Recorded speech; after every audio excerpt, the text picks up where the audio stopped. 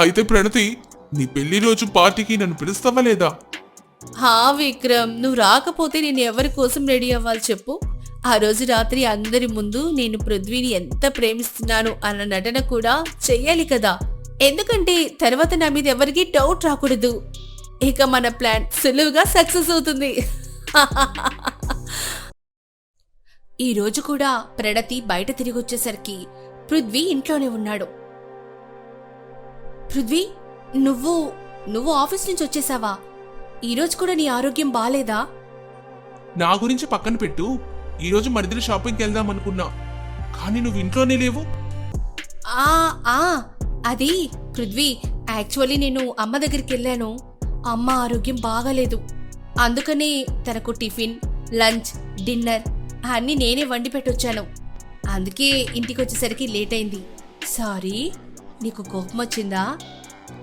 హరే, అలాంటిదేమీ లేదు. నేనెందుకు కోపడతాను? మీ ఇంట్లో నువ్వు ఒక్కదానివే కదా కూతురివి. మరి వారి బాగోగులు నువ్వు కాకపోతే ఇంకెవరు చూసుకుంటారు? అవును. అందుకే నేను మాటి మాటికి అమ్మ దగ్గరికి వెళ్ళిపోతాను. నేను నీకు 2-3 సార్లు కాల్ కూడా చేశాను. నీ ఫోను స్విచ్ ఆఫ్ అని వచ్చింది. అది మొబైల్లో ఛార్జింగ్ అయిపోయింది పృథ్వీ. సరే, నేను నీకోసం ఏమైనా వండి తెస్తాను. నేను వండేసానులే. పద, ఈరోజు ఇద్దరం కలిసి తిందాం. So sweet. I love you Prithvi. I love you two darling. ఈ రోజు రాత్రి 12 అవుతున్నా పృథ్వీ కళ్ళల్లో నిద్రలేదు.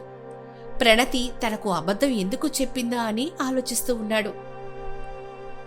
ఆమె ఎందుకు ఎప్పుడు బయటికెళ్తూ ఉంది? అరే, నువ్వింకా ఈ పాలు తాగలేదా? ఏమైంది ఈరోజు నీకు? హెడేక్ ఎక్కువగా ఉందా? లేదు, అదేం లేదు గాని అంతా బాగానే ఉందిలే. నువ్వెళ్ళు, వెళ్ళి నిద్రపో. నీ కొంచెంసేపు తర్వాత వస్తాను. ఏంటి, మీరు లేకుండా నేను పడుకోవాలా?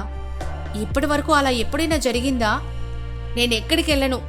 ఇక్కడే మీ దగ్గరే కూర్చుంటా. అయితే సరే పద, నేను కూడా వస్తాను. మీరు ముందు ఈ పాలు తాగండి, చల్లారిపోతున్నాయి. ప్రణతి పృథ్వీకి పాల గ్లాస్ ఇచ్చి బెడ్రూమ్కి వెళ్ళింది. కొంతసేపటికి పృథ్వీ కూడా పడుకోవడానికి వచ్చాడు. దగ్గర 2 గడిచాయి. ఇక ప్రణతి సైలెంట్ గా నిద్రలేచి బెడ్రూమ్ నుంచి బయటకొచ్చింది. ఇప్పుడు పృథ్వీ పడుకున్నాడు. ఇల్లంతా ఒకసారి చూసి ప్రణతి ఇంటి మెయిన్ డోర్ తెరవగానే విక్రమ్ లోపలికొచ్చాడు. ఏంటిది ప్రణతి, డోర్ తీయడానికి ఇంతసేపా? నీ కోసం ఎంతసేపటి నుంచి ఎదురు చూస్తున్నానో తెలుసా? నేనేం చెయ్యాలి? పృథ్వీ పడుకోవడమే లేదు. ఏదో ఆలోచిస్తూ కూర్చున్నాడు. నా మీద డౌట్ వచ్చినట్లుంది. కానీ నేను ఏదో ఒకటి చెప్పి తప్పించుకున్నాను. అబ్బా, ఇక ఈ డ్రామాలన్నీ ఆపు. వీలైనంత తొందరగా అతని కథ ముగించుకొని నేను రోజు ఇలా వాడికి భయపడుతూ ఉండలేను. డోంట్ వరీ డార్లింగ్, తొందరగానే మనం అనుకున్నది సాధిద్దాం. ఆ తర్వాత మనిద్దరం ఒక్కటైపోదాం.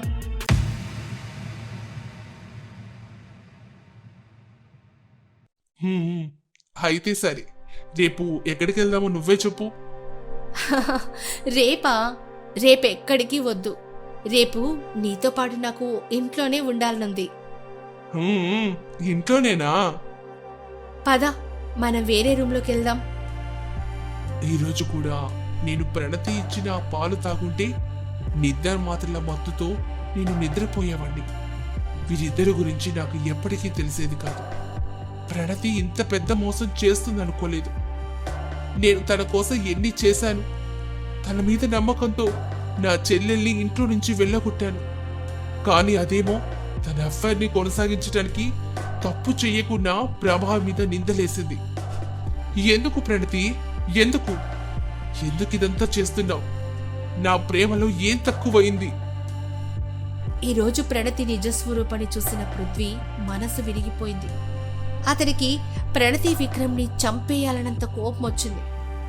కానీ అతను సైలెంట్గా ఉన్నాడు.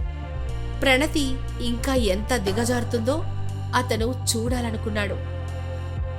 ఇక మరుసటి రోజు ఉదయాన్నే రోజులాగే ప్రణతి పృథ్వీ కోసం టీ తీసుకుని వస్తుంది. Good morning Prithvi. Good morning. రాత్రి బాగా నిద్ర పట్టిందా?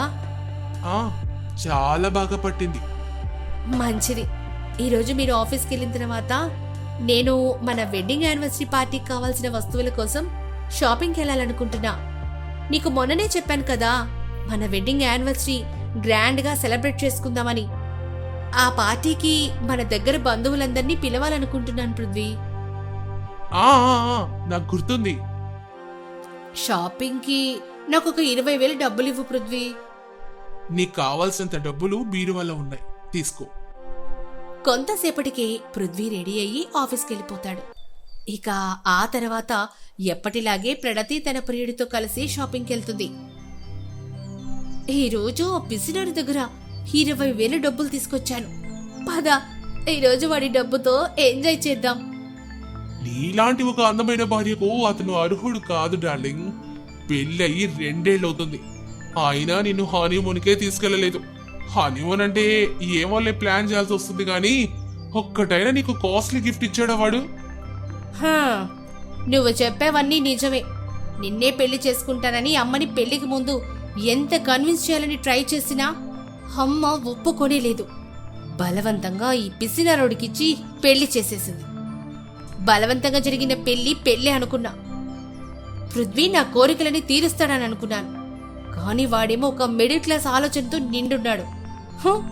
అందుకే నేను డిసైడ్ అయిపోయాను, వాడితో కలిసి నేనుండలేను. ఇక నేను నీతోనే ఉంటా.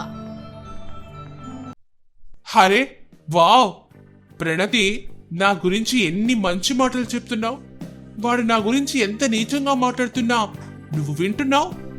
నేను వేస్ట్ ఖర్చులు చేయకుండా మన వెడ్డింగ్ యానివర్సరీ గిఫ్ట్ గా నీ పేరు మీద ఒక ఇల్లు తీసుకుని ఇద్దామనుకున్నా, కానీ నువ్వేమో నన్ను వదిలి వీడితో పారిపోవాలని చూస్తున్నావు. ఎంత మంచి గిఫ్ట్ ఇచ్చావు ప్రణతి మన యానివర్సరీకి. ఆఫీస్కి వెళ్లకుండా పృథ్వీ ప్రణతిని ఫాలో అవుతూ ఇక్కడి దాకా వచ్చాడు. ప్రణతి ఇంత పెద్ద తప్పు చేయడానికి అతని ప్రేమలో ఏం తక్కువైందో తెలుసుకోవాలనుకున్నాడు. ఈరోజు అతని డౌట్లన్నీ క్లియర్ అయ్యాయి. ఇప్పుడు పృథ్వీకి అన్నీ అర్థమయ్యాయి. పెళ్లికి ముందే ప్రణతి ఇంకా విక్రమ్ లవ్ లో ఉన్నారని, ఇక ప్రణతికి కావాల్సింది కేవలం హైఫై లైఫ్, షాపింగ్ చేయడం, డబ్బులు చాలా ఖర్చు పెట్టడం. తనొక క్యారెక్టర్లెస్ అమ్మాయిని తెలుసుకున్నాడు. పృథ్వీ మనసులో ప్రణతి కోసం మిగిలిన కొంచెం ప్రేమ కూడా ఈ రోజుతో పోయింది. 2 రోజుల తర్వాత, happy anniversary Prithvi. Happy anniversary. Happy anniversary అన్నయ్య వదినా. ఆ తర్వాత ఏం జరుగుతుందో తెలుసుకోవాలంటే మా నెక్స్ట్ ఎపిసోడ్ చూడడం మర్చిపోకండి. మీరింకా మా ఛానల్ని సబ్స్క్రైబ్ చేసుకోకుంటే వెంటనే సబ్స్క్రైబ్ చేసుకుని బెల్ ఐకాన్ని నొక్కండి. అరే ఎక్కడికి వెళ్ళిపోతున్నారు? లైక్, షేర్, కామెంట్ చేయడం మర్చిపోకండి.